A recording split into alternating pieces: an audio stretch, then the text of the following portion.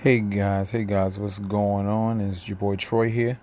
I just want to do this real quick video on IBuumerang, and we use a service called Payapp to receive payments from the work we put in, and just to show you that it all works and it all pays.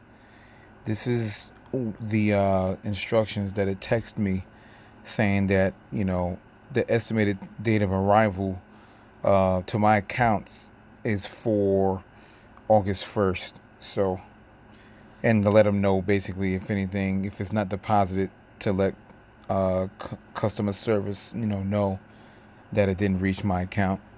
But yeah, it's really simple. Payapp is working real good, and I should be getting paid really soon. So I can't wait to the first, so I can reap some of the benefits of working hard, right? So guys, this is Troy, and I'll see you in the next one. Until then.